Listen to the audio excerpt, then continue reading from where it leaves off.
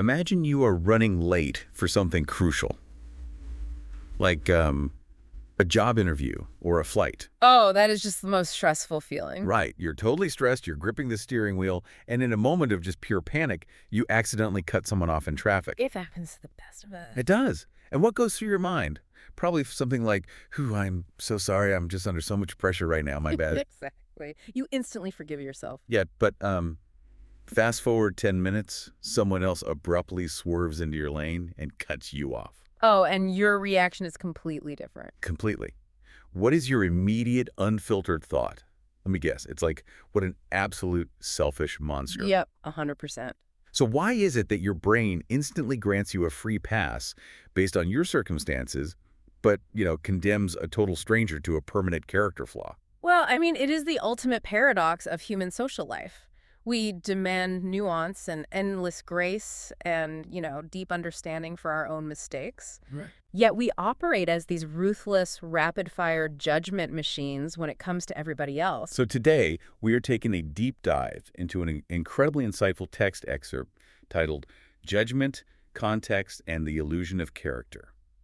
And I really want to set the mission for you listening right out of the gate. Yeah, that's important here. This deep dive is not a guilt trip. We are not going to sit here and scold you or tell you to magically stop judging people. Which, honestly, would be a futile exercise anyway. I mean, you cannot turn off human judgment any more than you can turn off your sense of temperature or your peripheral vision. Right, it's just hardwired. So instead, we are looking under the hood. We want to explore the hidden psychological machinery of how we judge. The mechanics of it. Exactly. Why our brains rely on these lazy shortcuts, what happens when those shortcuts completely fail us, and most importantly, how we can master the art of judging well. And that framing is really the key to this entire text. We have this tendency in our culture to view judgment purely as a moral failing. Like it's always a bad thing. Right. But the source material asks us to strip the morality out of it for a second and look at it as a mechanical process. It's a cognitive tool. And like any tool, it can be wielded recklessly or it can be carefully calibrated. Okay, let's unpack this because the text starts by confronting a very popular piece of armchair psychology. You hear it all the time. Highly judgmental people are actually just as harsh on themselves. Ah, yes. The classic projection theory. Right. The idea is that if I'm constantly criticizing my coworkers or my friends, it's really just a reflection of my own brutal inner critic. It sounds profound, doesn't it? And the text acknowledges there is a grain of truth to it. Projection is definitely real. Sure. But relying on that cliche actually overlooks a massive structural distinction in how the brain processes information. Okay, how so? Well, the core issue we are dealing with isn't the judgment itself. As we just established, The conditions. Yeah. Meaning like the actual data environment happening inside our heads when we make a call. exactly. Look at how self-judgment actually works in practice. Even when you are being incredibly brutal to yourself, let's say, you're beating yourself up because you completely bombed a presentation at work. The worst. It is. But you are rendering that harsh verdict within a tremendously rich field of context. You have access to the entire data set. Oh, I see. You know your own pressures. You know you were up until 3 a.m. with a sick kid. You know your underlying unspoken intentions. You know the constraints you were operating under. I see what you're saying. So even if I'm like furious with myself for snapping at a cashier earlier that morning, I still fundamentally know the why behind the what. Right. I know I didn't intend to be cruel. I know it was just the culmination of a terrible week. Yes, exactly. You have an internal understanding of the cause and effect. Your self-judgment is structurally contextualized. So I might not excuse the behavior, but I comprehend its origin. Precisely. It makes me think of it like, think of it like a movie. When you judge your own life, you have the full feature-length film. I love that analogy. Yeah, you get the director's cut, the deleted scenes, the backstage interviews with the cast. You see this massive, complicated web of plot points that led up to this one specific scene where you messed up. That is a brilliant way to visualize it. You hold the complete script, but contrast that with how we process the behavior of others. We don't get the feature film at all. We basically get a 5-second isolated TikTok clip. Yes. And that 5-second clip is stripped of all backstory. When judging a stranger, or even just a casual acquaintance, that contextual depth is physically absent. Because we can't read minds. Exactly. We do not have direct access to their internal state. We don't know their history, their traumas, or the invisible situational pressures weighing on their shoulders in that exact microsecond. And here's where the text gets into the mechanics of the brain. Because we lack a stranger's context, our brain doesn't just shrug and leave a blank space, right? No, the brain hates a vacuum. Right, the brain absolutely hates a vacuum. So the text says, our mind compensates. It fills in the missing information with assumptions.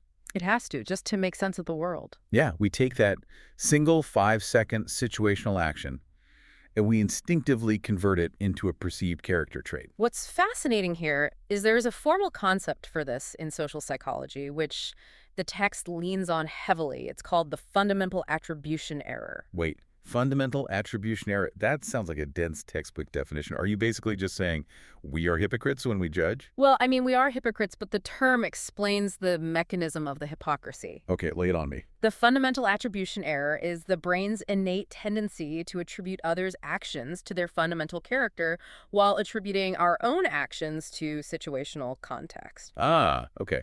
So it goes back to the traffic example we started with. I cut someone off because the lane ended abruptly. That's context. Right. Someone cuts me off because they are inherently a terrible, reckless human being. That's character. You've got it. But why does the brain do that? If we know context matters for us, why do we instantly drop it for them? Because human brains are cognitive misers. We want to conserve mental energy whenever possible. So we're just lazy. Basically, yes. Processing a stranger's infinitely complex, unseen backstory burns way too many mental calories. It is exhausting to imagine the intricate, chaotic life of every single person who annoys you. Fair point. I'd be exhausted before I even got to work. Exactly. So to keep you moving safely through the world, your brain takes a lazy, energy-saving shortcut. It slaps a rigid label on them. It's a reductive trap. The text actually maps out this specific cognitive shift.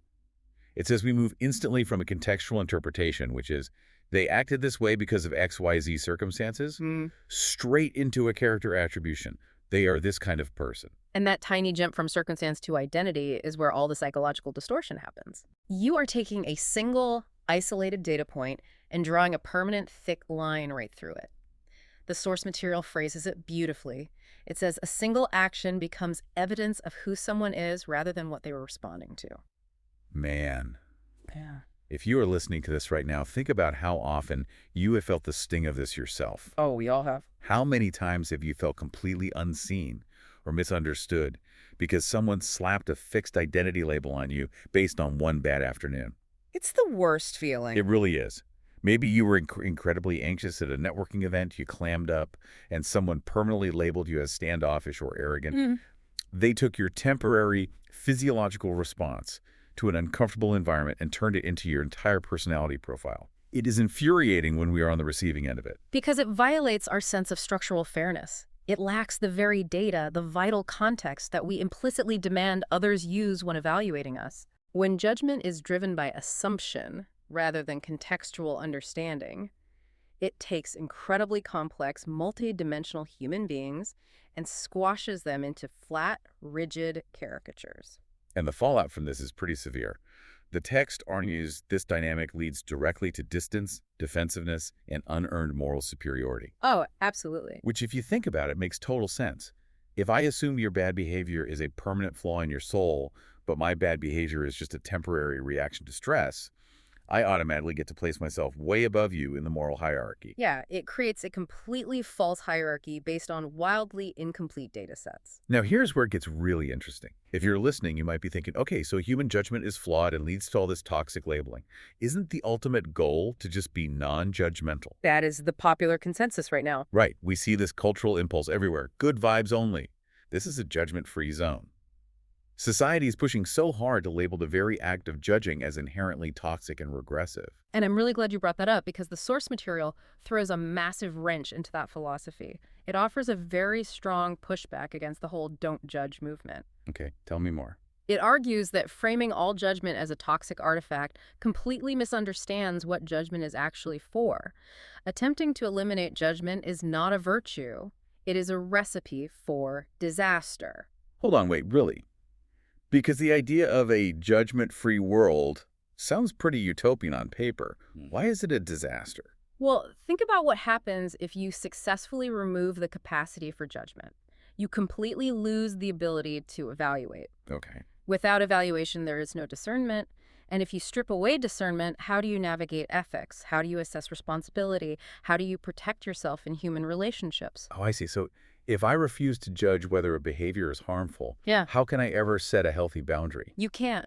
If someone is continuously manipulating you or lying to you and you say, well, I can't judge them, I just have to accept them, you aren't being enlightened. What do you be? You are rendering yourself defenseless. You cannot hold anyone accountable, including yourself, if you refuse to evaluate the quality and impact of their actions. Wow. So the social contract basically disintegrates if everything is just treated as morally neutral. Exactly. The goal the text sets out, then, isn't to magically eliminate our judgment. The goal is to discipline it. Yes. We have to move away from misapplied, reflexive judgment toward disciplined, healthy judgment. So what does disciplined judgment actually look like in the real world? The text lays out 4 pillars, but let's talk about how they actually function together rather than just, listing them off like a textbook. The idea. Because it really paints a picture of a totally different mindset. Well, the foundation of it all is a relentless search for context. A disciplined mind doesn't just isolate a behavior and react to it.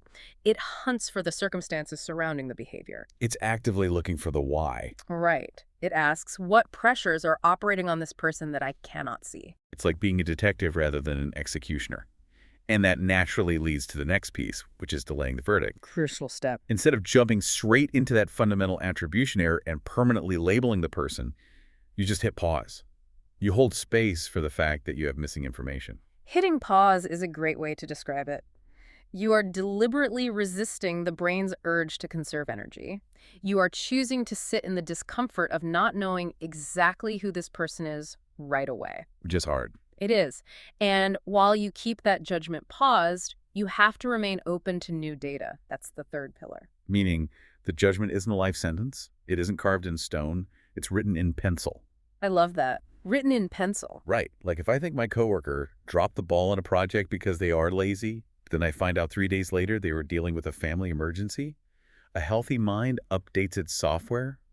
It revises the assessment without ego. And that leads to the absolute most crucial element of judging, well, the fourth pillar. You must sever the action from the actor. Sever the action from the actor. Okay. You have to distinguish the behavior from the identity. Yeah. You can harshly evaluate an action like saying, this work is unacceptable, or that comment was cruel. Right. Without condensing the entire core character of the person into that one failure. So it's you did a bad thing versus you are a fundamentally bad person. Exactly. Yeah. But here is the major roadblock we have to address. Uh-oh, what's that? Everything we just discussed. Hunting for context, delaying conclusions, holding off on identity labels, it all sounds fantastic as a philosophical theory. Yeah, it really does. But practically speaking, we established earlier that we literally cannot know a stranger's internal world.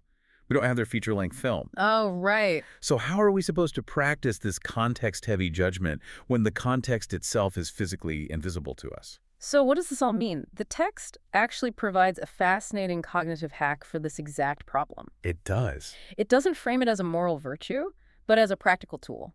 And that tool is empathy. But we need to be really careful how we define empathy here. In this framework, empathy functions as a contextual bridge. It is a data substitution method. A data substitution method. I love that.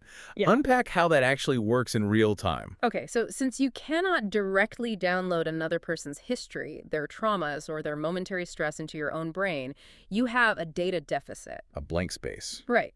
To fill that deficit, you use your own lived experiences as a proxy data set. You actively search your own memory banks for times when you acted under uncertainty or intense pressure or extreme limitation. Interesting. You find a structural pattern within your own life that resembles what you are witnessing in theirs. Okay, let's play this out so I can visualize it. I'm at the grocery store.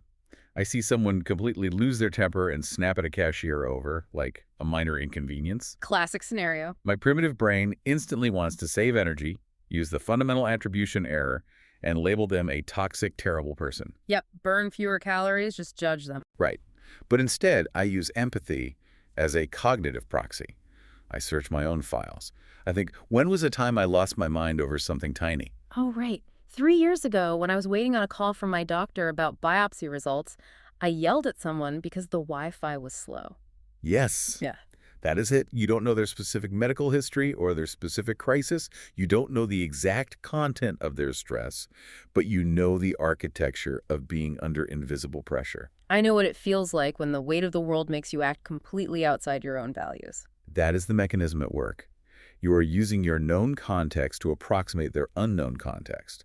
And when you run your judgment through that specific empathic software, the text outlines 3 profound shifts that alter your perception of reality. Let's weave through those shifts because they completely change how we interact with the world. The first thing that happens is that your impulse for condemnation transforms into a desire for understanding. Right. Yeah. Because condemnation is a closed door. It's final. Very final. Understanding, on the other hand, is just acknowledging the reality of cause and effect.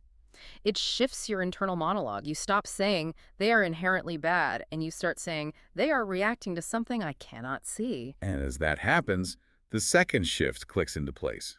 Your arrogant assumptions turn into humble interpretations. That's a big one. Assumption pretends to have absolute certainty without any evidence. It's a very arrogant cognitive stance. Yeah, it really is. Interpretation is deeply humble. It looks at the situation and says, based on my own lived experience of human frailty and my own mistakes, here is a plausible, generous way to interpret what might be driving this behavior. Which naturally causes the third shift. The massive distance we put between ourselves and the bad person collapses into connection. Think about why we distance ourselves in the first place. When you assume someone's bad behavior is a fixed character trait, a trait that you, of course, do not possess, you build a wall to protect your own sense of moral superiority. To make ourselves feel safe and good. Right. But the moment you use your own memories of failure as a bridge, that wall crumbles. You recognize your own capacity for that exact same behavior given the right cocktail of pressures. So the distance disappears into a recognition of shared human fallibility. Exactly. I want to stop right here, though, and Yep. play devil's advocate for a second, because I know there are listeners who are feeling a bit of friction right now. Okay, let's hear it. Is this entire empathy process just giving everyone a free pass? Like, Yeah. if a coworker completely throws me under the bus in a meeting, and I use empathy to realize, oh, they must be deeply insecure about their job, does that mean I just let it slide? Does context excuse harm? I am so glad you asked that. That is the most common pitfall when discussing empathy, and the text is explicitly clear on this point. Empathy does not blindly excuse behavior. Okay, good. It does not mean abandoning your boundaries. The goal of this process is not to let people off the hook for causing real harm. What is the goal then? The goal is to evaluate their behavior with the exact same structural fairness that we naturally demand for ourselves. Structural fairness. Think about your own life. When you mess up at work or hurt a friend, you still want accountability, right? Well, yeah. I don't expect a free pass. But you want accountability that recognizes your underlying intentions and the circumstances you were dealing with.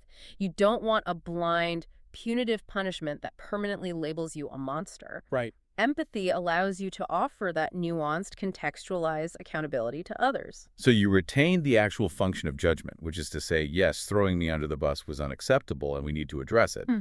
But you shed the toxic urge to label them an irredeemable villain. Exactly. You evaluate the action, you enforce the boundary, but you don't condemn the core identity. This all drives toward the grand synthesis of the text, which is honestly one of the most practical updates to the golden rule I have ever encountered. Oh, it really is. The ultimate takeaway is simply this: judge others as you would judge yourself.